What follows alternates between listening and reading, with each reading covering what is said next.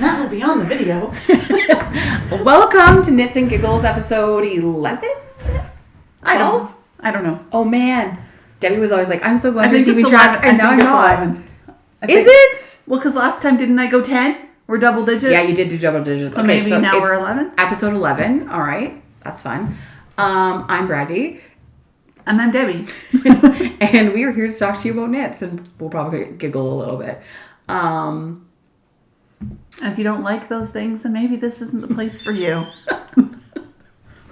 you can watch us anyway. Like we are 40 seconds in and she's already shooing people away.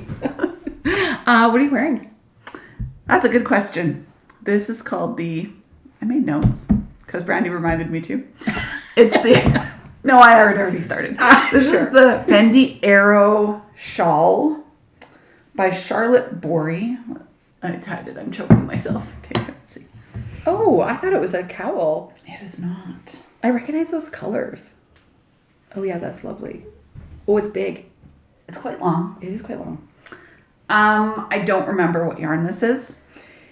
I remember that this colorway This looks like, she's from Calgary and she has the like sweary ones. I don't know. Yeah. I remember the colorway is called B-Splat. Oh. Because it's a fun name, I remember. Yeah.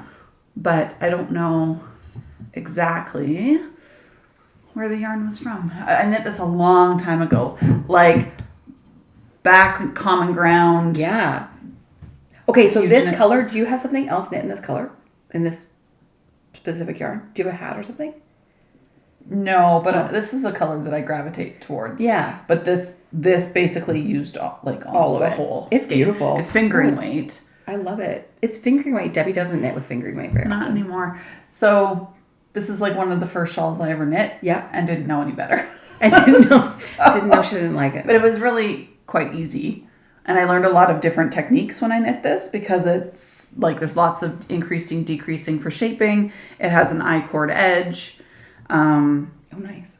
Yeah, you start at one end and you just grow and then decrease again. So yeah, I learned a lot knitting this because I never knit something like this before. That's awesome. So I love it. Yeah. It's very, very you, the colors. I like the B-Splat.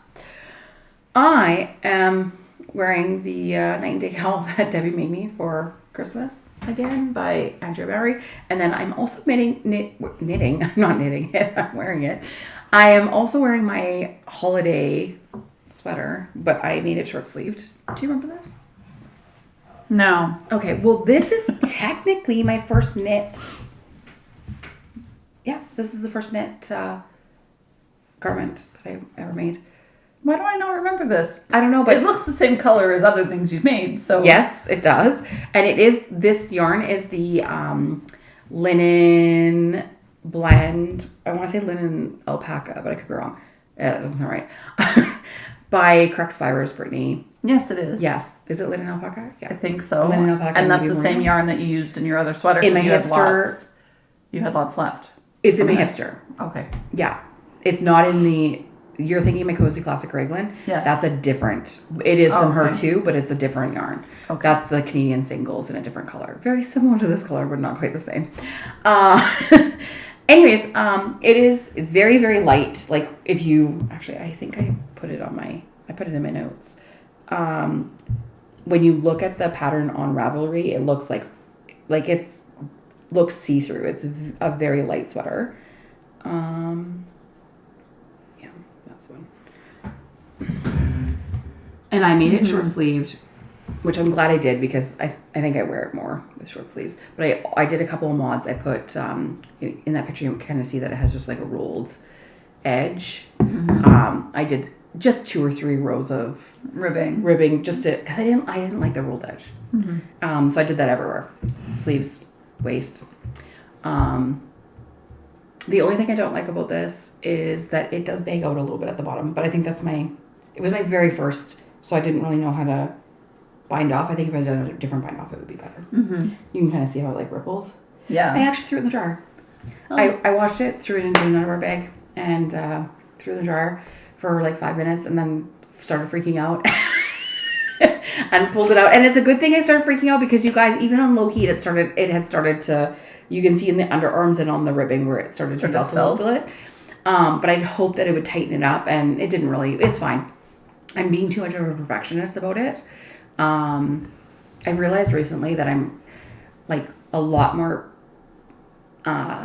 picky. Like I pick apart the things that I make. Like, oh, it's a little bit big in the boob area, and oh, the sleeves are a little bit long, and all this stuff. And then I put on a commercially knit sweater. I don't know if I told you this, but okay. So recently, when I made my tessellated sweater, we've talked about this on the podcast before, but basically my collar was kind of funny. And so I ripped it out and I fixed it, and it's fine. I recently was getting ready for work and putting on mascara in my mirror, and I was wearing a commercially bought sweater from a little boutique. It cost me over $70. I don't remember exactly how much. I probably wouldn't have bought it on a regular day, but I had a gift card that had to be used up because the boutique was closing. I was standing there brushing my teeth or doing my makeup or something, and I was looking at it for the first time. I've had it for almost a year now. Looking at the sweater, and I was like, holy F-bomb. The collar is exactly like that one that I ripped out and fixed. It like sits up wonky, and it's kind of wrinkly, and it's like a machine knit sweater. Mm-hmm. And I was like, I've wore this how many times, and not once was I like, oh, this is weird. But I wore that sweater one time, and I'm like, yeah, don't look at the collar. I kind of fucked it up. So I realized recently that I am very hard on the things that I knit myself, and not hard on commercially knit things that don't fit me. And my body is not the problem. Clothing is. Mm-hmm. I recently bought a pair of jeans. I've bought this brand many, many times. I've bought this size many, many times. Couldn't get them over my hips. This conversation came up at work the other day too, because we were talking about jeans, and we were talking about how like many Canadian stores like are closing. So there's is it like below the belt? Ricky's Bootlegger, Cleo. Bootlegger. Those are all closing. And somebody mentioned, oh, I like the jeans from there. And then I'm like, well, I like jeans from here, but the problem is like you can't order them online because it doesn't matter. Like they're always different, no matter if you order the same size. So I often wear silver jeans, and I can't order them online because they don't always fit even in the same size. So I have to try them on, and I have to go to a store, and that's the crappy thing about all these stores closing is because everyone's shopping online, but some things you just can't buy online. No. So I heard a few years ago that one of the reasons why jeans or clothes that are commercially made the size don't always fit is because they stack the denim on top, and then they machine cut multiple things of denim. So, I mean, if you are any knowledgeable of sewing, like I cut a blanket for my son, the squares is so hard to cut evenly with like stretch out fabric one piece. So can you imagine however many machine cut? So even though they're all being cut for say size 10, one might be like a half an inch or a quarter of an inch smaller. And let's face it, that makes a big difference when you're wearing jeans. I hate it. And I also feel like there's no universal sizes for women. So like I'm a medium in some things and an extra larges in others. Yeah. So I always have to try on my clothes. Yeah. Well, even knit designers, I know that there's kind of like a standard about this size is this many inches and whatnot. But I find from one designer to another sometimes they'll say this is a 1X or a 2X, but somebody else is saying it's an extra large or a large. So you really just have to go by inches and not by size and kind of ignore that still. Yeah. Or even, I saw this one pattern, it was sized like 1-6 kind of thing. And in there, you know when you go on Ravelry and on the front end of a pattern before you purchase it, it'll give you information so you know, okay, this comes in my size or whatever. This pattern, I don't know if it was on their website maybe, it didn't have the inches attached to the 1 through 6 sizing. Oh. And so they're like, well, if you're on this size, I'm like, but that tells me nothing. I could knit a size 6 on an Andrea Mowry pattern that would fit a 50-inch bust, but this pattern only went to that size, but is that size equal to 50 inches? It didn't even say. So I'm like, that doesn't help anyone. No. Because there's no standardization. And I find that patterns that have more ease built in, like Andrea Mowry, they might have less size options because you pick in between. Whereas some will have like way more size options because there's only 2 inches of ease. So of course you're going to need more options. Yeah. But yeah, so I'm going to stop. I'm going to stop picking at yourself about this. Yes. Yeah. You knit your own clothing. And that sweater is worth way more than $70 from this boutique store. I know. The yarn alone is less than that or more than that. I know. Yeah. I follow this person. I think I've sent you her before. Her name is Stasha, I think. I can put it in the notes, but she runs a program called Style School. And I've been following her for quite some time, like quite a few years on Instagram, like probably 7 years. And the reason why I found her is because somebody I know shared her doing this like reel, and it was like her in the in the thrift. She thrifts a lot of her clothes. Her in the thrift store with like 3 different or 4 different pairs of pants, and they were all the exact same size, and 2 or 3 of them were the same brand. And she literally showed how they didn't fit her, and how one that was like substantially smaller size, like she had tried on like, let's say a 10, and then she tried on a 4 and the 4 fit, but the 10 didn't. And so she did this whole reel, and it was like only a few seconds of her trying on these pants, but then she was in her car afterwards and she's like, I started to feel bad about my body until I realized that my body isn't the problem. Those pants are the problem. She's like, I fit into a 4 but not a size 10. That's mindfuckery. And so anyways, I started following her, and she talks a lot about how your body's not your problem, not the problem, the clothes are the problem, and about like finding things that like you feel good about, even if it's like she has this like motto where she's like, how do I know if something is in style? I ask myself, do I feel good in it? It's in style. And I'm like, we need that more in our lives, especially as women, with everything that's like given to us. I agree. All right. What's next? FOs? I have no FOs. I'm surprised by this. I thought for sure you would have FO. Well, I have my hat. Oh, let's see it. Oh, yeah. Okay. I like that blown yarn. It looks really cool. So this is the Harlow Worsted brioche hat, Andrea Mowry pattern. And she has a fingering weight one, and now she has also a bulky weight one. So the 2 yarns that I picked were both green. Oh, wow. The one has like kind of a silver sheen to it, you can see. Yeah, that's the blown one. It's very similar to Drops Air, but it's not. That's not the brand. I couldn't find the brand. I didn't have the ball band anymore. Sorry, is this DK or Worsted? It's a DK. It is so light feeling. Yeah, I knit with DK, but it's a worsted pattern. Yeah. It just feels so... It is. Yeah, like I have a worsted toque that I just wore to shovel snow, and it's so heavy on my head. I don't know if it's because the blown yarn is just so light, and then it's just paired with superwash. And it's technically reversible, even though it looks identical. Yeah. Like, this side doesn't have that sheen necessarily. Not as much, yeah. Because that's in the in-between. Yeah. And then on this side, it stands out more. Does it fit good? It does. It's actually... So you know how in her pictures that I showed... I don't have a picture on my iPad right now.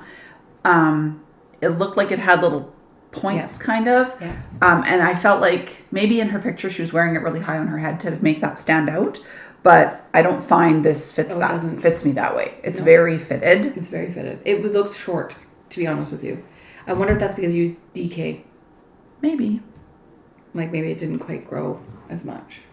Like it doesn't have any slouch. Does it cover your full ear? Yeah, okay, it does. Maybe. It just like when you're holding it looks short. No, it's not. And it covers my eyebrows. And that's the important part. Debbie likes warm eyebrows. But yeah, like it's like in her pictures or something, the way she's wearing it, it's kind of like up on her head. Yes. And you can really see like the way the decreases go. But I realized as I was doing it, the decreases create, like it's there. Yeah, you can kind of a point. You can see it. Well, it's very square. Yeah. Like, because it's on 4 sides. Like, you're decreasing in 8 spots, basically. Yeah. Around. My tea is very hot, so I have to take the lid off for a minute. I'm burning my mouth. So, yeah. So, that's my... I love brioche. I think it's fun to knit. And if you're using really contrasted yarn, it would totally change how it looks. And I would like to knit a full brioche sweater, so we'll see. I've never did brioche. It's on my list of things to try one day. Yeah, I like that. Yeah. I mean, it's like my color. It's cozy. And it matches the cowl that I knit that I'm not wearing today, but because I use the same green as that other cowl. Mm-hmm. Yeah. As the ribbed welt cowl. Yes, that one. Yes, that one. Whips. I do have one. Oh, I have 2. My one whip is the whip that she thought for sure was going to be the FO. I'm sure of it. Yes. It is so close. And I could have finished it, but I didn't. So this is the Cozy Classic Raglan that I made into a colorwork sweater. And as you can see, the bottom is done. Oh, it's all rolled up. I've tried it on a couple times now. Okay, so I took it to Canmore. My husband and I went to Canmore for a couple days earlier this week. I took it to Canmore and I hadn't even tried it on. And I was like, no, I'm gonna knit till it's done, and whatever it'll be, what it'll be, because I knew that I was gonna do short sleeves and I could just do the ribbing in the gray. Mm-hmm. I didn't finish it, but when I tried it on with the ribbing already done, and it is longer than I anticipated.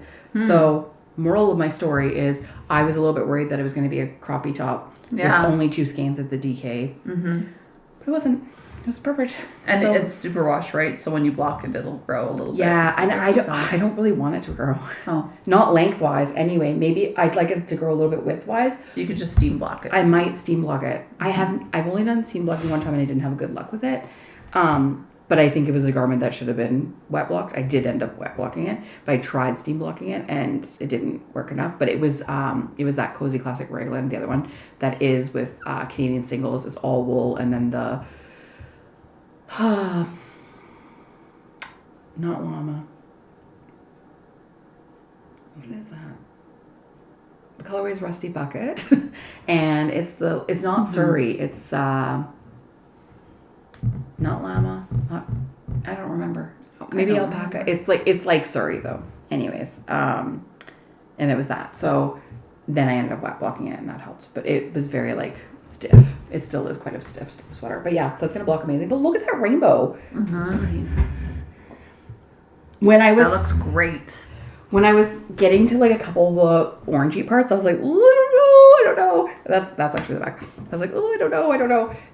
But on, it looks phenomenal. I really like it. It's so fun. I can't wait. And I think it's the orangey part. And even from a distance, it doesn't stand out tons this section. No. And I think if it was all orange, obviously I wouldn't love it. The blue. But it's the rainbow. When you get it on and you can see the rainbow, it's so pretty. Yeah. I cannot wait to, I think, pair it with jeans. It's going to look so good. Mm-hmm. I kind of want black ripped jeans now. I have a pair of black ripped jeans I like, but they're mids. They're not high rise, and I don't like wearing them.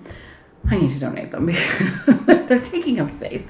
I never wear them. But I would love to wear this with a black pair of jeans. Yeah. But yeah, I'm super excited about that. You're almost done. Debbie and I are going to a brewery this afternoon after we record this. They are opening one Sunday a month, the first Sunday of the month. Today's the inaugural day of I want to call it crafternoon, but that's not it. Drafts and crafts. Yes. So any crafting, not just knitting. Yeah, and you can even paint. They just ask that you cover their tables, bring your own table coverings, and don't get anything on the floor or the chairs that can't come out. So they're calling painters and knitting and any kind of craft. Mm-hmm. They're even offering power. Bring your sewing machine. Yeah, I guess so. So we're going with a bunch of knit friends, and I'm so excited. And I'm going to finish these cuffs because I'm not going to do very many rounds. That was the other thing. The bottom, I was going to do more of the ribbing, but then I knew it was going to be long, and I'm like, I like it. I like a short. I haven't done that before, so something different. Yeah, I like it. Yeah, that's my one whip. Your one whip. Well, I'll show you my one whip. On my notes, I wrote about the tessellated, but I didn't bring it because I showed it last time anyway, and I haven't changed very much of it. I did get the back ripped back to where I need it to just start going straight again prior to any shaping. So now I just have to make it longer, like up. Yeah. It's in process. But I started something new. The Big Little Striped Sweater by Jessie Maed. Ta-da! Oh. I can't wait to see what you chose. I will pull up a picture too of this one this lady made because I think it's... Is it new? It is new. It was just released in January. Yeah, it says January 25. I'm like, I don't recognize this sweater, and I follow her. Yeah, I didn't see... the only reason I found it is because somebody who had recently made it posted on Instagram, and then I went back and I'm like, I cannot find that post because I really loved how she did hers with various colors. And so then I went and looked and I was like, oh, this is a brand new pattern I didn't even know existed. But this is an example of one somebody made. I like the shoulder detail on that. Yes. So I had a sweater quantity of yarn from Things Created Equal. And I had 5 skeins of it, so I can stripe it. But then I thought, I want to make mine longer because her version is like more cropped. Yeah. So I did my shoulders in a different color. Because you were going to do it a solid? No, I'm doing stripes. Yeah. But I chose because I wasn't sure if I'm going to run out of yarn with the 5 skeins that I had of DK. So you and this is Erin. And this is Erin, yeah. Yeah. Okay. So I started with this color for the shoulder. Yep. And then my stripes are these. Because I have... That's the Things Created Equal? These are Things Created Yes. Equal. Oh my gosh. I recognize her dye style. Oh my gosh. That is stunning. I like it. So this is this yarn. Urth Harvest Worsted. It's naturally dyed black cherry. So you're doing the shoulders, the ribbing in this color? Yes. Yes. Okay. Yes. We'll see if I do the bottom ribbing and the sleeves the same color. We'll see. But this is the start. Oh, it's gorgeous. So you start at the back with that shoulder bit, basically, and then you start striping the back. Oh wow, it's so stretchy. Which is good. What is this yarn? Like, what's the content? Sorry. I think it's just superwash merino. Oh, I'm throwing things around. It feels almost like it has a bit of cotton in it for some reason. Superwash merino and 15% nylon. For these ones. Yeah. But this isn't. This one's 100%. Yeah. But extra it's fine. This is the one that feels like it has a little bit of, but it might be the nylon in it. Maybe. Cool. So when I checked my gauge, because we know I don't gauge swatch, it's smaller than what it's called for because hers is an Erin weight. It's 12 stitches and 20 rows. I'm getting 16 stitches and 20 rows. But it's going to block like larger. Plus this is a sweater where the ease is like 10 to 12 inches. So I picked the one that's going to give me 6 inches of ease plus so I figure if the gauge is a little bit smaller, then that means it's probably coming in at 51, 52 inches instead of 56 for the bust, and then it will block. So I should end up with something that gives me a little bit of ease in the end. Okay. But yeah, that's the beginning of it. The good news is that it's measuring smaller because recently all of your tops have measured way too big. Way bigger. So I think this will actually turn out to be perfect. When I started striping, I was like, oh, this doesn't give me very big contrast. But I actually don't mind that. I like it. Like it's subtle. It's there. Yeah. And this one has like some gray undertone in it. Yeah. And then this one has like various speckles of And it also yellows has kind of like that grayish plum undertone. That's why it's not huge contrast. Originally, I had bought this sweater quantity to do the super simple summer sweater by Hohi because it is large blocked stripes, which I ended up knitting that pattern, but that's the one that I knit that's all teal that has the stripes of koi fish. Top, yeah, that's similar to this actually. That's what I'm thinking of. Yes. It's so similar to that. It's not the same dyer though. I know that. Yeah. Yes, that's exactly what I was thinking of. Yeah, so that sweater is very similar to these colors. But yeah, so I found this in my stash and I'm like, I'm going to knit this sweater with this yarn. I love it. And stash bust. And it's like I just started this yesterday. Yeah. Wow. So that's going fast. It's going to be fast. And it's set-in sleeves, not drop shoulder. So this lady, I don't have your Wi-Fi password, so I can't show her construction. And I don't know what else to tell my head. Her,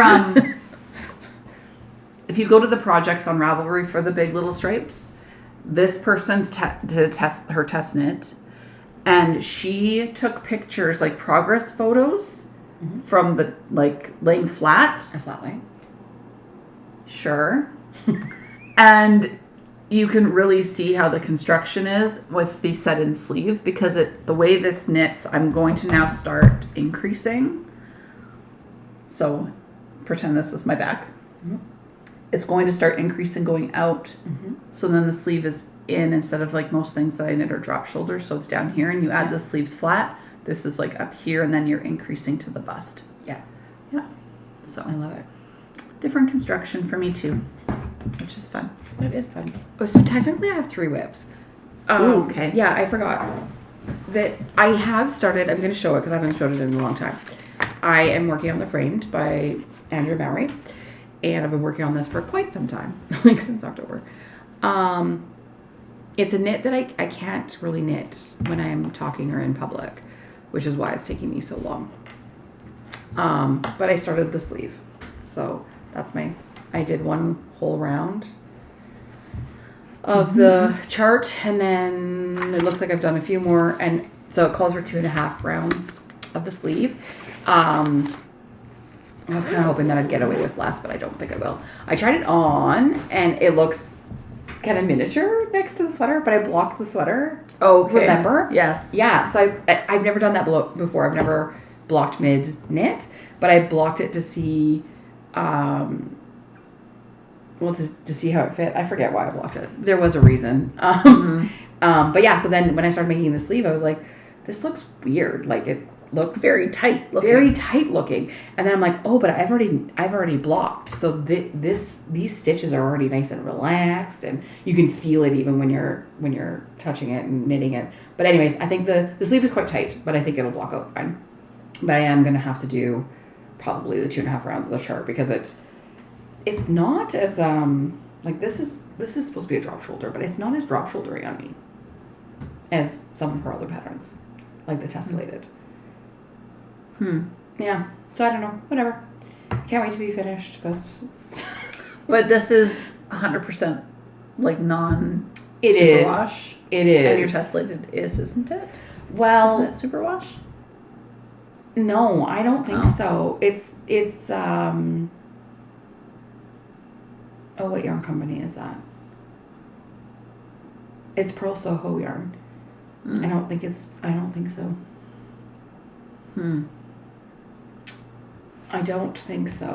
But my tessellated also has the Spincycle and the Suri in it, so I feel like the gauge is like completely different. Yeah. It does drop on me, it's just not as much as I anticipated. God, it's so good. Every time I see it, I'm like, I love these colors. Yeah, so hopefully like by the end of February I'll have a sleeve done. I'm not sure. I'm working a lot of extra shifts this month for my other job, so I don't think I'm gonna have as much knitting time as I normally do. And then my third whip, I just started these last night, and they are the This is the January. I know it's February. I'm finally getting to a cuff club. January Cuff Club by Summerly Knits socks. And if you saw the last podcast, I borrowed needles from Debbie to make these. Those ones are working. Which ones did you go with? The side. Okay, so she calls for a 1 and a 2, and you knit the color work part in the 2. I used you gave me a 1 and a 3 because neither one of us have 2. Mm-hmm. So I normally knit socks on a 0, my whole sock. So I did this part up to where the color work starts in your 1. Mm-hmm. And then, okay.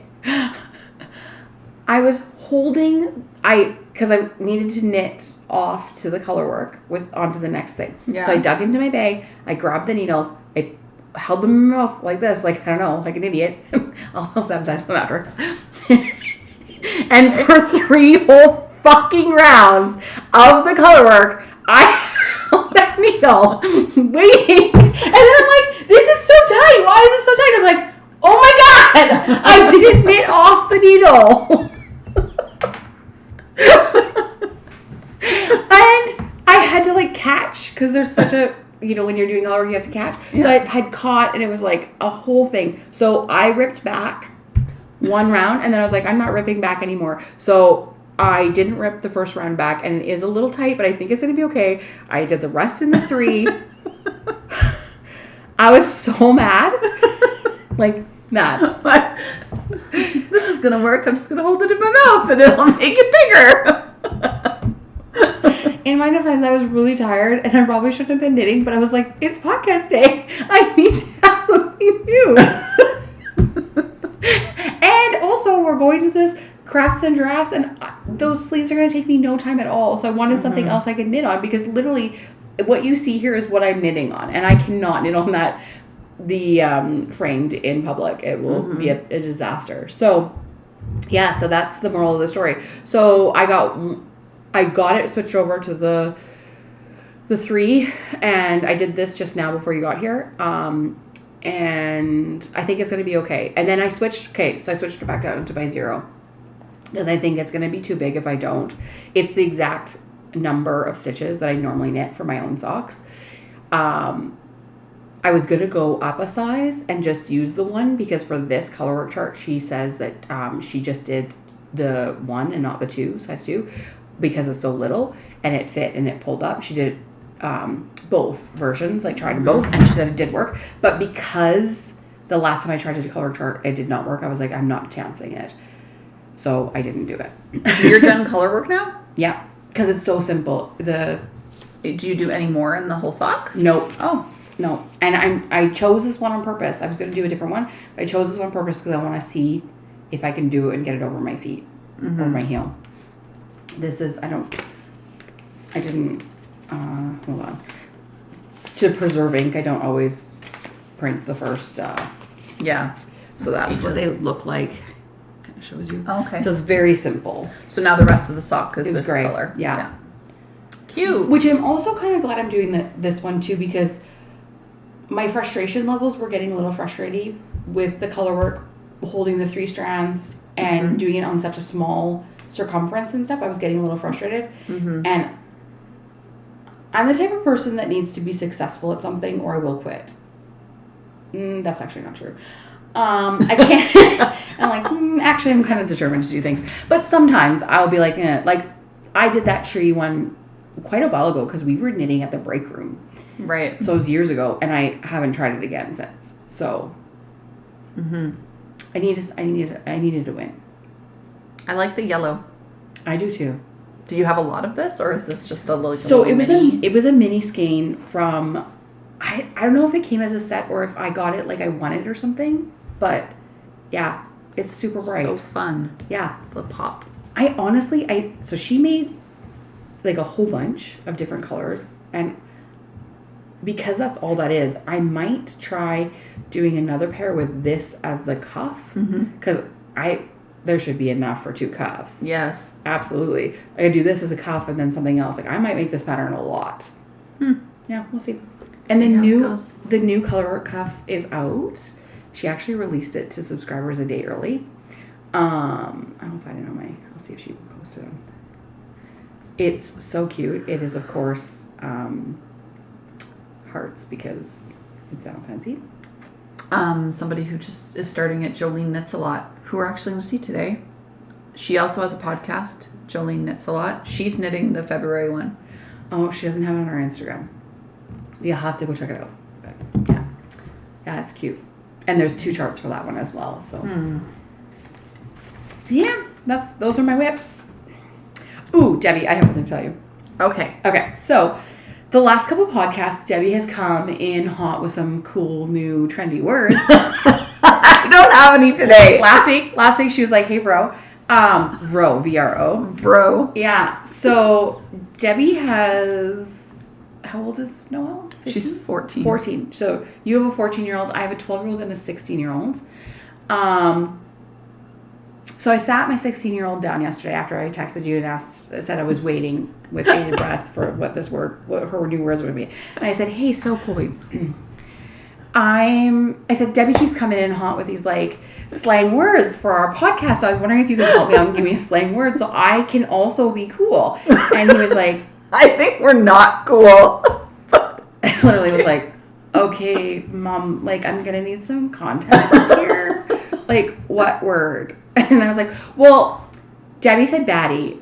And he goes, bruh, that's from your generation. I was like, no, it's not. We never use the word baddie in my generation. He's like, oh. And I was like, what is your definition of a baddie? And he's like, okay, this might be offensive, but I'm going to do it anyway. I'm like, very curious. He's like, well, usually they're blonde girls.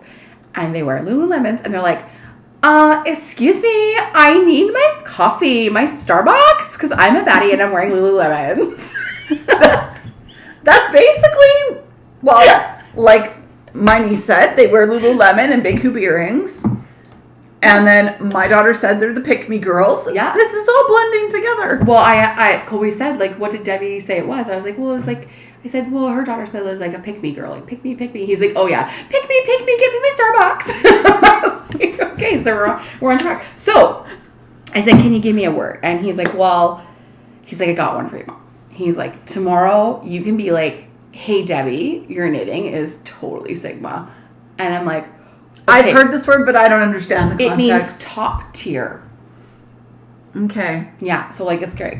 Then, I got more than that. Okay. Then he said, also, you could use aura. And I was like, what is that? That.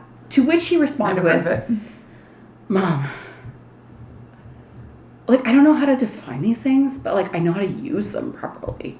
I was like, okay, can you use it in a sentence for me then?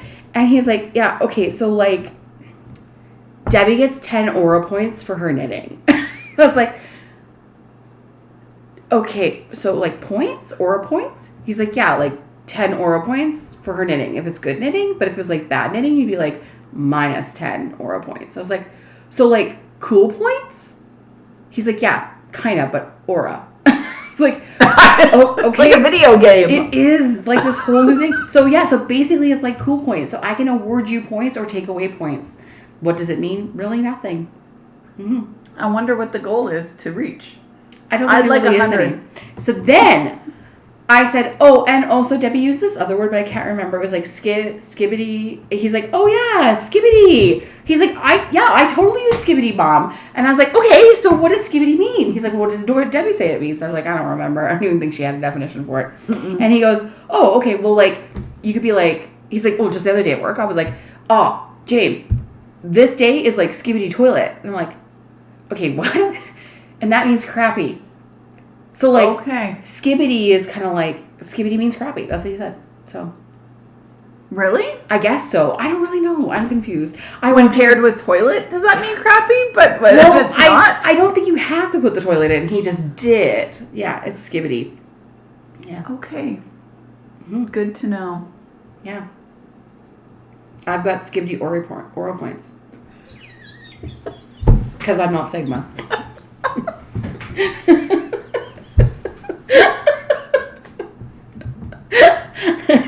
Yeah. I can't communicate with people anymore. I know, right?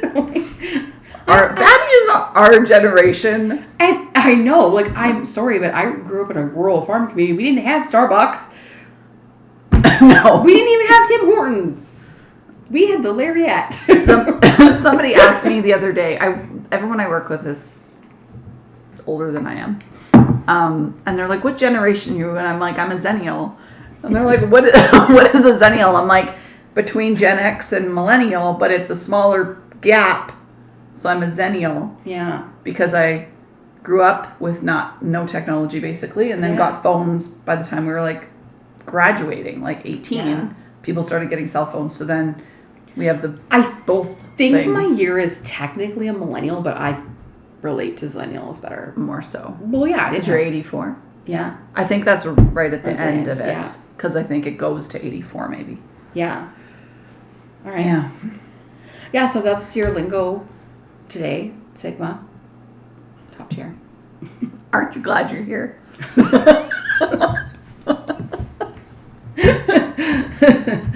Please comment if you would like us to continue the lingo. Although I don't know what my kid's going to come up with next. I don't know. We should have a guest appearance. Gosh, we should have a guest. Oh my gosh, yes, let's please. That would be funny, they actually. Could just sit and say things and then quiz us and ask us what they think that is. That means. Yeah. That would actually be really funny. Like, what's that show where you get like points when you guess it and what people said? Survey says. Family Feud. Mm-hmm. We could do like Family Feud style. Like, what do you think Sigma means? And we all just answer and then like, actually. Mm-hmm. Yeah. All right. And earn aura points. Mm-hmm. I like anything where there's points awarded. I can feel like I'm winning. Even though they mean nothing. I know. Points ever mean anything? We provide that value to air it. miles. I get stuff from air miles. Right, but we give it the value. Yeah, I guess. So really, it's just nothing. Skibbity. Like money. Yeah, just pieces of paper floating. Patterns? Yeah.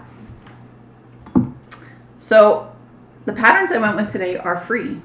All three of them that I put on my list today are free patterns. Nice. Okay. I guess I'll start. Yeah. The first one, because it came up on Instagram, I don't know how to say her name. Guri Peterson. It's from, I think it's Netherlands. On Instagram, it's Indieblomst, INDIBLOMST, and that's indieblomst.com is the website. But if you sign up for their newsletter, you get patterns for free. Mm. And this came up today. So her free patterns that you get are like the mini scarves. So there's that one. I love that color. I know, it's pretty. It's giving me like fresh grass. The detail on this one. And then you also apparently get this one. Is another mini scarf, and this one has like a little bit of eyelet detail. Yeah, like yarn overs in it. So go sign up for their newsletter and you get those free ones. But then when I went to Ravelry, I noticed they also have other little mini bandana scarves and stuff. And I think there was a couple other free ones maybe that are just on Ravelry for free. But these ones specifically you would get when you sign up for their newsletter. So that's one of my free patterns. And then my second one is from Pearl Soho. Have you seen these? It's on my list today. Yes. Okay, you talk about it. Okay. Can you show the picture though? Because mine is not loading. Yeah. So Pearl Soho announced today that they have like this slip over. It's called the Knit and Fold slippers. Yeah. And so Debbie and I go to a knit night in our nearish our community, a community knit night twice a month. And one time out of the month we're in the basement. It's quite cold, and I don't ever wear slippers. I don't have slippers, and I was kind of thinking I should make some slippers. And then this showed up, and it's a free pattern, as Debbie said, and it's kind of a unique construction. It's knit flat, super weird. It's like an envelope. You fold it. Yeah, so I'm thinking about making them, but are they DK weight? I think. Yes, they were. So I have some like Lion Brand worsted weight yarn that's acrylic wool, and I think I'd like to try and use that. It looks very, like, I was like, this would look weird. You'll have pointed toes, but I guess they'll stretch and they'll fit your feet then round, like the form. Some of the photos look like they do stretch into kind of a more of a rounded toe. A more foot shape. When you put them on. But I mean, I don't think that would be difficult. I didn't look too keenly at the They're cute. I like that they cover the ankle. And they kind of look like a bootie to me. That was why I was leaning towards those. They kind of look like a bootie, and I can wear them at knit night or even like out on my deck, because I go out in the summer lots on my deck and just hang out there, and it'd be nice to have something I can just throw on. Oh. Yeah. I was like, we have musicals. Yeah, I do. I must have hit the button on my phone. Okay, and then to follow those, I also would you put the pom-pom on there? I don't think I'd put a pom-pom on them. I don't think, hold on here. I need to get this right. I don't think I'm Sigma enough to have a pom-pom. I think if I put a pom-pom on, I have negative aura points. Okay. But I would love to see it without a pom-pom to see what it looks like. They're cute. Maybe I'll make some too. Add to the list. I would like to see, once they're done, if I feel like they need something, I could even just thread like a ribbon in and put like a little, like a ballet slipper type knot on that. Yeah. So while I was waiting for Debbie to get here, because I think I was early. She said 11. I'll tell myself 10:30 so that I'm there on time. And I said, well, I was thinking 11:30, but let's do 11. And she showed up at 11:15 because she was confused. I'm like, did we say 11? Did we say 11:30? So while I was waiting for her to get here, I was looking at other patterns because I was like, well, if I'm going to make something for knit night, then I'd like to look at more than, because that was immediately I was like, oh, I should make these for knit night. I'm like, oh, let's look at some other ones. So I also found these on Ravelry, and they are not free, but they're called the Cozy Slipper Socks by Church Mouse Yarns and Tees, and they are definitely more of a sock type, but they're cute. Look up. Cozy Up Knits has one, a slipper sock. JoJo's slipper sock. Oh, yeah. And I have yarn for those from the Prairie Fiber Fest. The kickoff party. For the JoJo's ones? I don't know. You have maybe not for the JoJo's, but because they did a pattern. Remember there was like the head wrap, the little thing, and then I have that slippers, but I don't know if they were the same ones. But the JoJo's ones I think are scrappy maybe. Okay, hold on. Cozy Up Knits.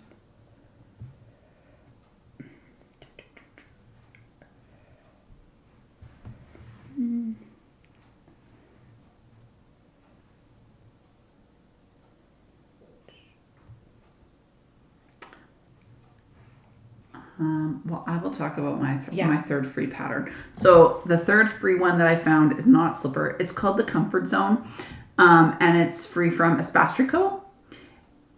And I just thought it was really neat because it's like no getting stuck on Sleeve Island because it doesn't have sleeves. It's like a capelet type thing or a turtleneck sweater, but then your arms are underneath of it. And it has the split on the side. I don't know if I'd wear it, but, well, maybe I would. Because I could imagine, sitting and being cozy in it. Joe's perfect slipper socks. Okay, did you see this? Okay, no. Oh, I've seen this on Instagram. It doesn't have sleeves. It's more like a capelet. Yes. Yeah. But just it's more fitted almost. Yeah. And it has the ribbing down the sides and the split, so it wouldn't feel restrictive, I don't think. No. I love the look of that. I don't know if I would wear it because I don't love high neck things. I feel like some people just can pull it off. Like with the way she's very tall and slim. Yes. I'm not tall or slim. So on me, it might look a little frumpy. Yeah. I don't have a long neck like this. Like, Yeah. it's just... It's very beautiful though. Like I love that. I wish I was more skibbity. No, that's bad.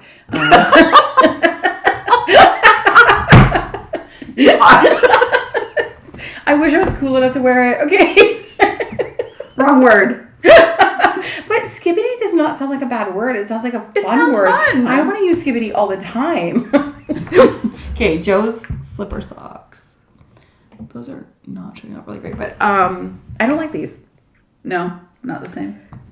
No. Not as much. Not as much, no.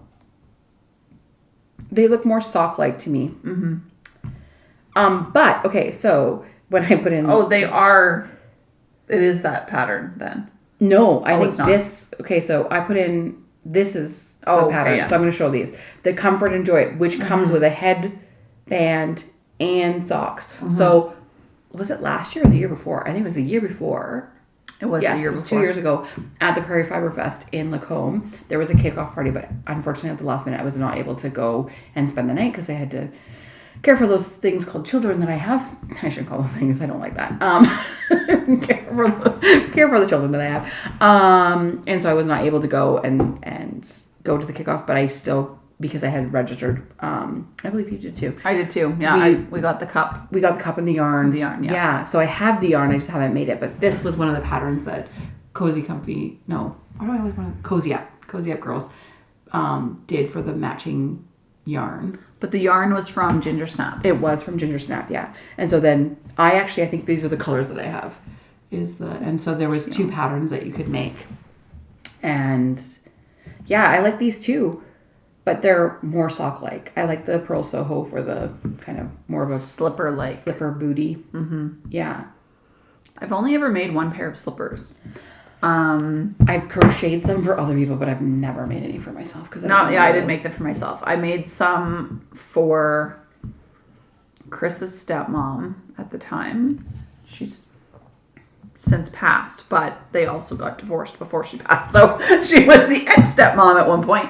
But I made some for her, and I want to say they looked very old school, and they were made with bulky yarn. I wish I could remember, but the construction of them was really interesting. But they reminded me of, like, you know, the old school, what's that yarn that people used to make things out of? That's very, like, nylon-y. I'm not. People out there, please tell me what I'm talking about. And it's okay if you don't know what she's talking about. Because you do. Nobody does. You do know. I know you know. It's nylon-y? It's, like, very... Like rope? Not natural fibers. Acrylic? That people were using. Like the... Like bright colors that people used to make Afghans out of, that was like literally plastic. Like if you started it on fire, it would just like melt. The fiber, I know what you're talking about those because I'm pretty sure I have one of those somewhere in my house. But the yarn that was used for these slippers was different, and grandmas used to make them, and they almost looked like stripes. Like the way they Google old. I'm stuck without my internet. Okay, old lady slippers, like what? Handmade grandma slippers. Okay, let's see what happens here. We'll go straight to images. Yes. No. And they look like that. Wow, Google doing me good. Vintage. Well, these are crochet. Yeah. But whatever. The ones that I'm talking about are knit. But they have that yarn? they have that shape. Yeah. So that's kind of like the shape of the ones that I made for his. Yeah. I think that's acrylic. I'm going to find it. I think it's acrylic. I think I'm going to post it on our Instagram. And yeah. You're going to find what? The one that I'm going to find the yarn. And the one that I'm talking about. Okay. That I'm referring to. I could even maybe find the pattern of the ones that I made. But the old school, the yarn, I want to say it starts with O or something. But is that what your knit ones look like? No? Very similar to that. Yeah, okay. Those are terrible photos. Let me see if I went to Etsy. I don't know why Olaplex keeps coming to my mind, but that's a hair product. So owe something. I need the people out there to tell us. Like, these are really cute, but I think that those are probably made with nice yarn. Is that it? Those look like the ones that I made. Yeah, okay. For his stepmom. I always get the glare. Yeah, they're very much so like garter stitch on the the heel part, but and they're interesting construction on how you started with the toe though. Okay. Interesting. All right. But they're not as fun as the Pearl Soho booty ones. Would you do a pom-pom? No. Hard no. Okay, fair enough. I feel like that would be more of a something that the dogs would eat. Yeah. It'd draw their attention and be like, "Oh, what's this ball thing on your foot? Let me eat it off." Yeah. So I went. Plus, making pom-poms, I suck at making pom-poms. I hate making pom-poms. Pom-poms and tassels, no thank you. Funny story about the whole pom-pom thing. I have a pair of mucklucks that Jeff got me for years ago for Christmas, and I didn't have them very long. But I went to get my nails done, and my nail lady had a newer puppy. He was quite young, and so we put my boots into the closet, but when she shut the door, it didn't like fully close, and it's rabbit fur, it's real fur. So he must have been able to smell the rabbit fur, and he kept nudging the closet until he got to my boots, and he ate 2 of the pom-poms. Yeah. Like massacred them. I think that would happen, yes. I'm really thankful that he did the pom-poms and not the boots, because the cuffs are full of rabbit hip fur. But I think because when he got into the thing, my boot had fallen over, and then they were moving, so they were more appealing. These are fun. They were like, yeah, these are like fun. Dangly Oh my gosh. fun things. Like dangly balls. Pretty much. I must eat those dangly balls. Here's a ball story for you. So, my son's girlfriend got a hamster. Oh, people are leaving. No, I'm just kidding. Here's a bowl story for you. My son's girlfriend. Those 2 sentences should not meet together. She got a hamster. That's his name is Meatball.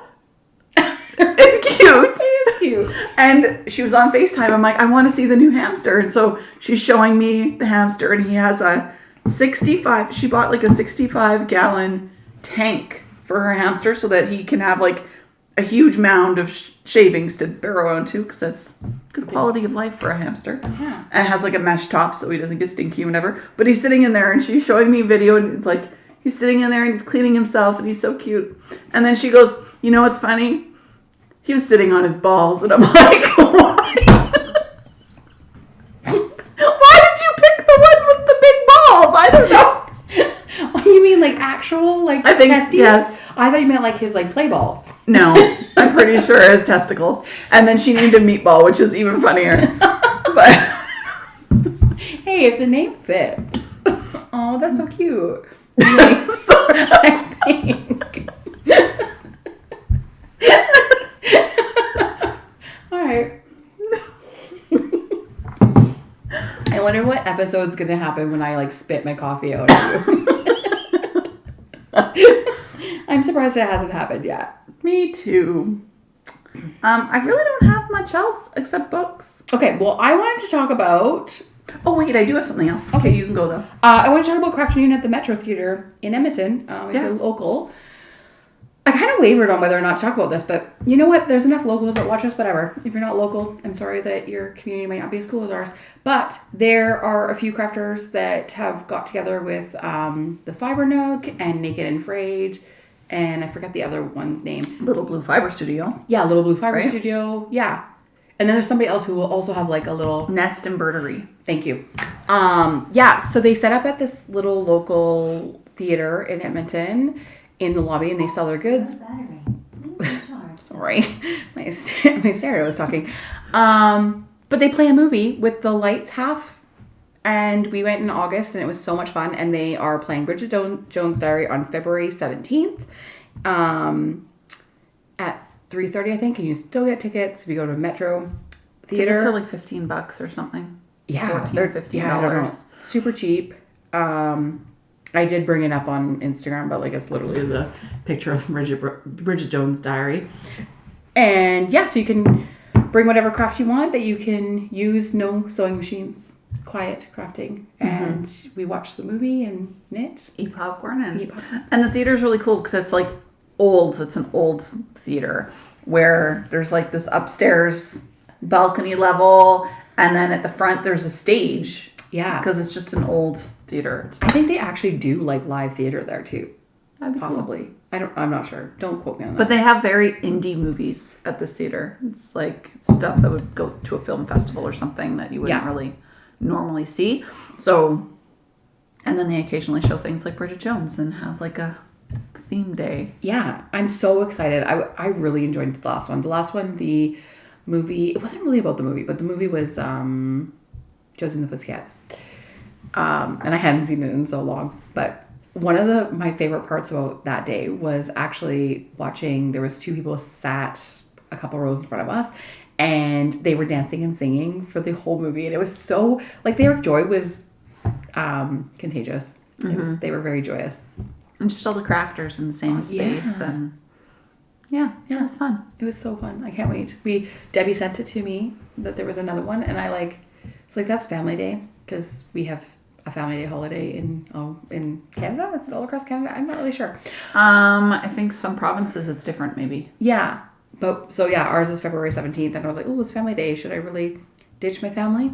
I'm like, Yeah. We'll podcast that day and go to a movie. It will be great. It'll be great. Yeah, so I want to talk about that, but what did you want to talk about?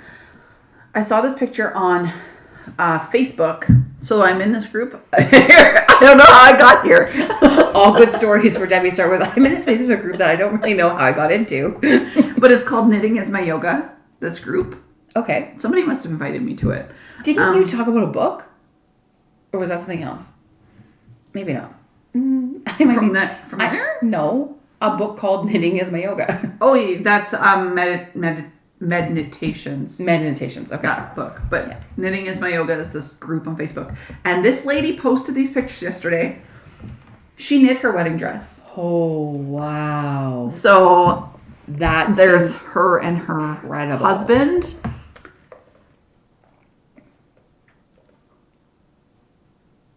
That's gorgeous. I could not believe this.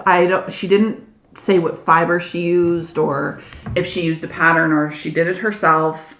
That's amazing.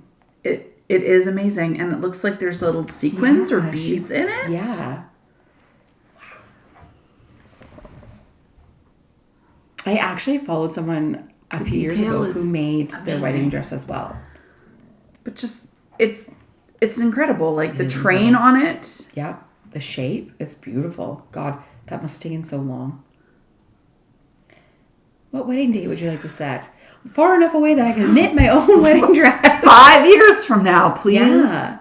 The lady that I followed, she used like fingering weight. It was insane. But like, I can't imagine what kind of fiber would she have used that it's not all heavy and stretched down. And to block this thing, like, you'd have to block it in sections, maybe? I'm not a good enough knitter to know. I don't have enough aura points. Like, that's just... All the stitches, too, that she used. It's beautiful. That's amazing. I like the comments on this post were like, holy crap. Yeah. That is just wild. And then somebody was like, I just want to know more about the construction of it and stuff. And they're like, I don't want to copy you in any way. I'm so curious how you made this, who designed it, like what kind of yarn you used and how long did it take you, and all these, as knitters, you want to know all these things because it's so intriguing. Well, I would never have the desire though such to an knit incredible knit. Yeah. I would never think I'm going to knit. And for your wedding day, like that's a very important date. Yeah. And I'm just thinking about the heirloom of that, like to pass this down generations. like we've talked about this before, I'm sure, like how knitting is passed on through generations. But like you think like a grandmother, like my grandma or great grandma or whatever, knitting was much more prominent then because it was a necessity. Like Socks and blankets. Socks, yes, especially. Like there's people we know that grew up never buying socks. They only had knit socks. So I feel like that's something generationally that maybe would be passed down, but to have somebody in this generation, and this girl's younger than I am, like I'm sure she's doesn't look 40. To have somebody in that generation, she's not a Zennial. No. To knit something like that, that then 30, 40 years from now will be passed on if she has children, or if, it could be in a museum or something. Yes. Like it's crazy. It is crazy. Yeah, that's amazing. Oh, you know what? I have books, but I didn't put Onyx Storm on there. What? I know. We've only talked about it like the last couple podcasts. Okay, well, yeah, let's talk about Onyx Storm. I saw a reel the other day, and I almost sent it to you. And it was like this person, and she had her glasses on, and she was like, how I thought reading Onyx Storm was going to be like. And it was like, and then she's like, how it really was. And then she had her book, and then she had like dictionaries and like a map out, and like her glasses were kept pushing down on her nose. And my first disclaimer, like I loved the book, but I highly regret not reading at least Iron Flame, the second book, before I went into Onyx Storm. I did not anticipate how lost I would be, even though it was a year. Beyond, there's so many characters, I think, introduced in Iron Flame that weren't in Fourth Wing. And I just, the first 15 chapters, I was like, I almost stopped and read Iron Flame. I have to go back and read it again. Even this morning, I was like laying in bed on my phone, as I do most days.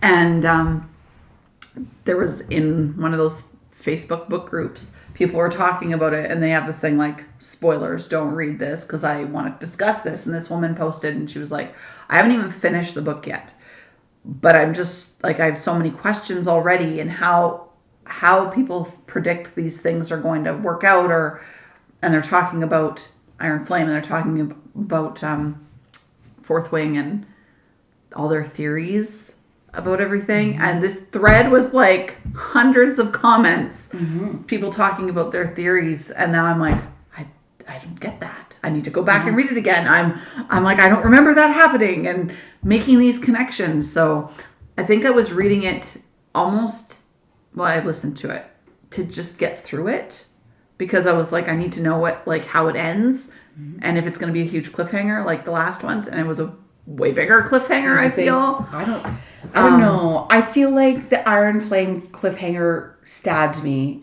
Like, I did not expect it to happen. It was something negative happened that made me feel really like upset. This one, I feel like I saw that coming more, so it wasn't it's still a big cliffhanger. I still have tons of questions about it, but I saw a video. Are you looking at my woodpecker out there? Yeah. I saw a video of Rebecca Yarros, and it's a clip from one of her Onyx Storm release tour question things, and it talks about Fourth Wing. I'm going to spoil something for you, so if you haven't read Fourth Wing, spoiler alert coming. But she talks about Liam's death, and she says, I'm a plotter. I knew Liam was going to die before I made Liam. She knew that she was going to create a character that would be lovable and that would help Violet relate to the what were those people called that were like exiled? Why can't I think of the word right now? Me neither. But yeah, Orations? Is that? Or is that a different? Yeah, they are, but they all were like scarred or whatever. Yes. They're all marked. The marked children. Right. But yeah, so she said Liam was created to be. she plotted him. And I've read other books of hers, and she is a plotter. Like, the things that happen in her books are so well thought out, the events and stuff. And that's what's really getting me with Onyx Storm, is that I feel like that it has been leaked that there's 2 more books coming. When I first read Fourth Wing, I thought it was going to be like maybe a 2 or 3 book series, wrapped up, done and done. The more I read, the more the world unfolds, the more the characters grow, the more I relate it to a more of Game of Thrones type book series where there's just so much. The world is huge. The world is huge. It's not just Basquiat College. Like, it's not just like the story of the college and how the college came to be. It's like this whole world. I need to reread Onyx Storm, but I think what I'm going to do is I'm going to wait until the next book is like a release date. 2 years, they're saying. Yes, that's why I'm going to wait. And I think crazy. I'm going to read the entire series within 2 months of the new book coming out so that I can be caught up, because I'm not making the same mistake where I don't go in. I'm wondering if the TV series is going to come out before the 3rd or the 4th book comes out. I hope not. I feel like it might. Like 2 years. But she said that she's waiting, even though she knows where things are going, she's writing a more contemporary romance before the release of the next book. So she's... When she wrote Variation, too, during the Onyx Storm. Yeah. I can't remember if we talked about this last time, but I'm going to just say this again. I read an interview with Rebecca Yarros. And while she was writing Onyx Storm, she actually had to move because people had found her home and were showing up at her home and scaring her children. And I cannot imagine that. Like, I cannot imagine going to somebody's home like that. Like, it just boggles my mind. Yeah. And she's been accosted in airports. People find out that she's on an airplane, which is also crazy to me. Like, that's stalker crazy. And she said it's not as much fans. The bigger issue is book resellers. So they'll show up with so many of her books and ask her to sign them. And that happened not that long ago at an airport. And people need to do better. Yeah. So she had to move, and she hasn't even unpacked everything because with the stress of moving and writing the book and the deadlines and stuff like that, she just basically unpacked what she needed, and that was it. So she needs a break. Right? Her Onyx Storm, I can't remember in how long, but it's the fastest and biggest selling adult novel in however many years, the last decade or something. Well, and it made the New York Times bestselling list, and then Iron Flame and Fourth Wing are back on the lists as well, which is incredible to me. I think, like, for all 3 of them to be top 3 spots. I know that does happen, but I feel like this is a pretty niche writing. But what makes me think of Harry Potter, but Harry Potter was an adult, yes, it's children's novel, yes. Youth.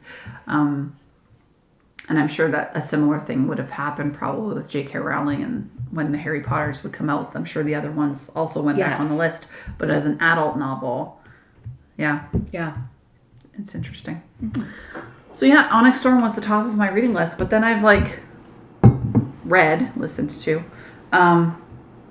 4 other books in the last 2 weeks. That's amazing. Which is So How to Kiss a Movie Star. So that's that series with Jenny Proctor that I've been reading, and this is the 4th brother.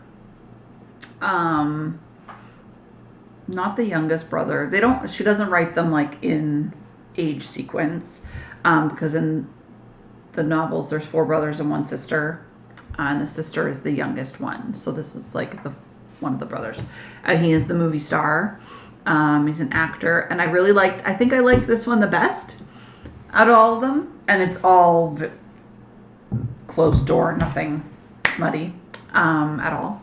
But I like this one the best because of the characters. I thought that the banter was good, and the female character is funny. She's a scientist.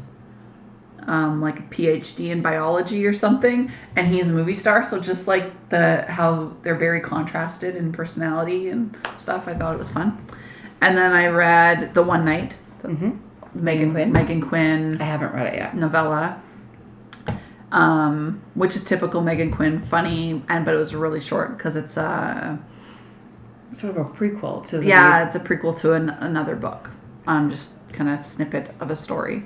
And then His Greatest Muse, which is Hannah Cowan, is the writer of that one, and she's local. She's Calgarian, I'm pretty sure.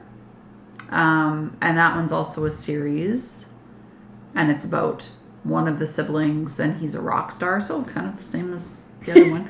He's a rock star, and his love interest, his best friend, it's a friends turned lovers trope, and his best friend's a boxer, a female boxer. Cool. So it's very, I don't know if I loved it. Parts of it, I'm like, this is a very dark, not super dark. I'm sure there's way darker. I'm sure your murder books are darker.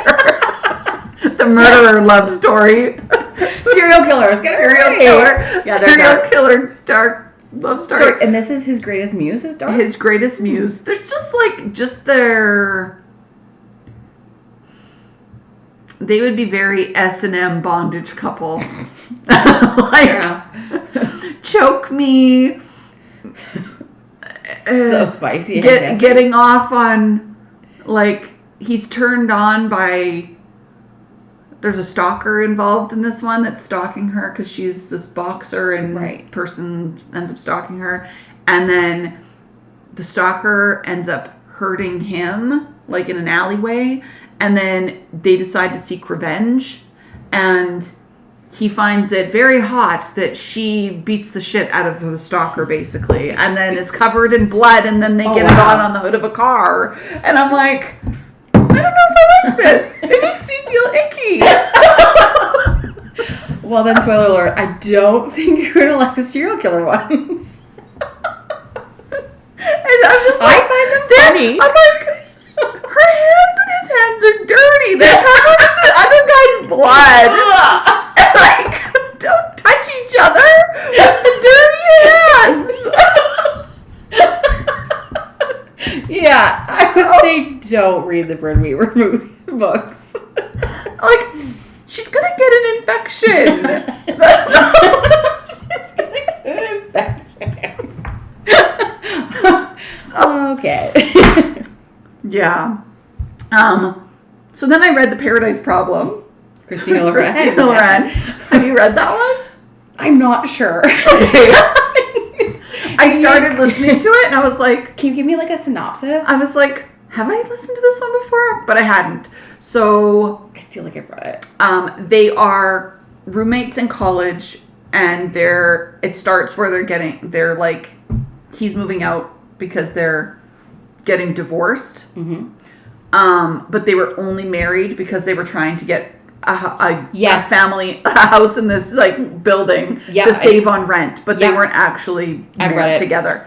Okay, it's really good. It was good, and it was really funny. Yeah.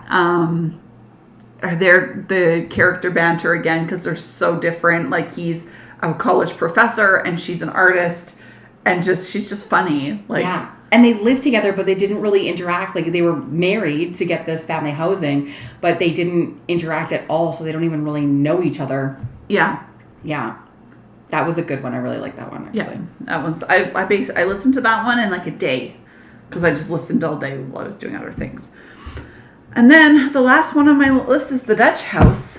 I haven't started it, but I do. I have not finished it. I started listening to it, but I actually don't think I can listen to it. I have to read it. Okay. Because the narrator is Tom Hanks. And it's bothering you? I feel like I hear his voice and it's like making me think of him in other things. Yeah. So it's distracting almost to have like a very known narrator. Mm-hmm. I think it would have been better. It'd be like a Morgan Freeman, you know? Yeah, it'd be better if it was somebody else because his voice is just so known. Like, as soon as he starts talking, I'm like, this is Tom Hanks. I didn't know he was narrating this. I didn't know he narrated books. Well, this one he does. Oh. Well, the reason why we're both going to be reading this is at the end of this month we have Art Lovers Book Club. which is a local thing that we register in, and The Dutch House is our book. I haven't picked up the physical copy from the library yet, but I did request it from Libby, and it did come in, so I think I have like 10 days to read it. Yeah, I don't think I can listen to it. I think I need to just go get the book from the library and read it. I didn't even know what the premise of the book was. I still don't know, even starting to listen to it. Okay, well, I don't understand what's happening. Yeah, I read a little bit of the synopsis, and I was like, okay, I'm just going to go in and kind of blind, but yeah.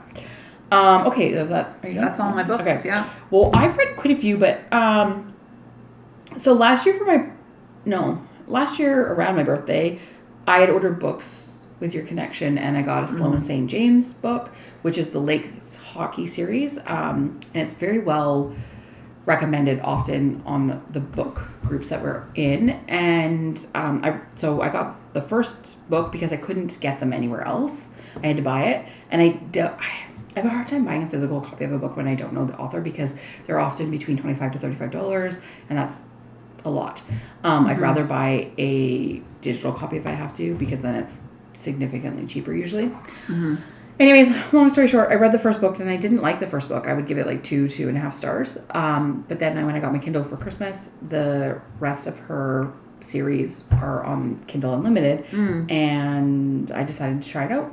And I've actually read the other 3 books in the series. I like the 2, 3, and 4 much better. They are 4 or 5 chili pepper spicy. There's quite a bit of on page romance. But the character development is really good in them.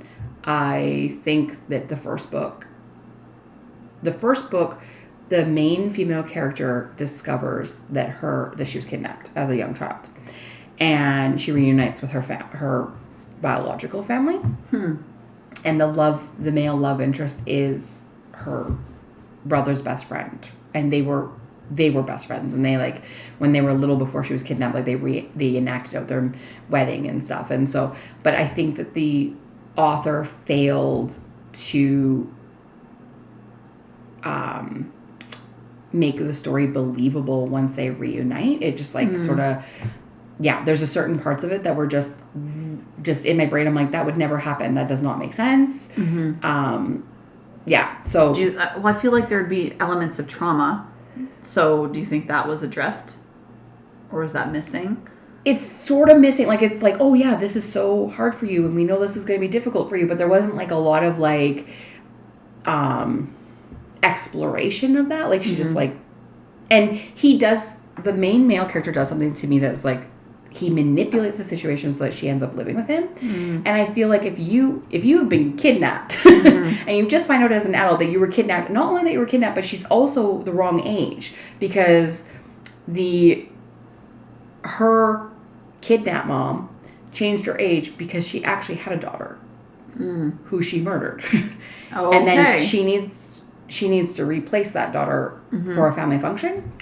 And she ends up going on a hike and seeing someone that looks like her kid and snatching her. So I feel like if that happens to you and you find this out, and then someone manipulates the situation so that you're basically captive by him again, or by somebody again, I just don't feel like, I had questions. Actually, I was not even going to read any of her more of her books, but the 2, 3, and 4 are much better. And then I also noticed that she wrote the first book of the Skyridge, I didn't write it down, but Skyridge Hotshots, and there's 3 authors, 3 books, 3 different authors, and it's all characters that they're introduced in each book, so they must have sat down and made a spreadsheet and decided what they were all writing about, because the books, they're actually very, very well written, considering it's 3 different authors, like, you almost wouldn't know.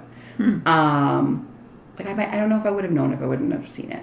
So anyways, she writes the first one, so I read that as well just to see, and I think her writing has improved. So I would actually, I think you would like her writing, but very spicy, very on stage spicy. Have you read any Mariana Zapata? All Roads Lead Here, Winnipeg. I don't know. Okay. I feel like the name sounds familiar, but I could have just seen these books. I feel like I've sent it to you. I read Under Lock by Mariana Zapata yesterday, last couple days, and I give it 3.5 stars. It's 3 chili peppers. It's So her other ones I've read, Wall of Winnipeg and All Roads Lead Here, are much more off-page. No, not very little spice. What I like about her writing is, especially in the All Roads Lead Here and Wall of Winnipeg, although I have seen people say that they don't like it, and that's fair. Everybody likes different things. But her male characters are very, like, either quiet or shy or focused, and so they're not necessarily, like, romantically inclined. But there's usually, her writing has a lot of, like, banter, and, like, a lot of, like, sarcasm from the female lead character. Like, in Wall of Winnipeg, the female lead character... Say that slower. Wall of Winnipeg. Wall of Winnipeg. Because he's a football player. Oh, okay. And that's his nickname. Okay. But he like, talks in grunts and stuff, and so you'd think there wouldn't be banter, but there is a lot of banter because she is, like, muttering under her breath, "Oh, yes, of course, thank you very much." Like, and right. I really enjoyed that book. Like, it was funny. Yeah. So, yeah, I would say 3.5 stars, 4 stars for her, too. That's all. This was fun. Well, we did good. Debbie and I were like, oh, I don't know. We don't have a lot to talk about because I don't have a lot of knitting. Like, yeah. I have a hat and a started sweater. Yeah. But, we always fill the space with other stuff. Complaining about female fashion sizes. Hamster balls and stuff. Horrible, murderous, dirty-handed books. Skibbity. Well, we'll see you in a That couple book weeks. was Skibbity. Was that Skibbity Toilet? I think you got it. It was crappy. Yeah, it was okay. Skibbity. But Skibbity just sounded like a fun word. I want it to be like Happy Days. Today is going to be Skibbity. It does sound happy. It does. Yeah, I picture like a little mouse with a hat saying it. Skibbity. Like Gus Gus. Yes, exactly. This is why we're friends. Cinderella. It's going to be Skibbity. There's something wrong with this generation. They're taking the happy words and making them awful. Yeah. They're just trying to mess with us. Like code. It's a code. Maybe. Or maybe he lied to me. I look like an idiot. Although, I mean, who's watching a knitting podcast, Colby? Like, it's old people. They won't even know. Although, wouldn't that be funny if, like, like, Marjorie goes out and she's like, this is Skibbity Day. Marjorie? What was that? Oh.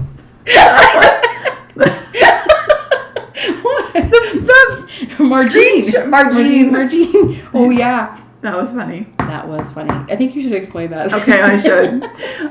Again, in a Facebook group, this lady had posted about, she was looking for a book recommendation. She needed a romance novel that was set in Russia, or part of it took place in Russia, because she's competing with a senior lady. Can you just read it? So she's like, looking for a book that takes place in Russia. I needed to complete a challenge. I want to flaunt it as part of an incredibly one-sided rivalry with a grandma at the library. It doesn't have to be completely set in Russia. If anyone is in Russia at any point, it counts. Must be a romance. Please help me so I can rub it in Margine's smug face. And I would like to know, what's the challenge? Like, did Margine say, no romances are ever set in Russia? I can imagine that maybe it's like they have to read books from different places, or it's some sort of, maybe it's just a reading competition, or I don't know, but I'm like something. Yeah. But she is like having this 68 comments when you sent me that screenshot.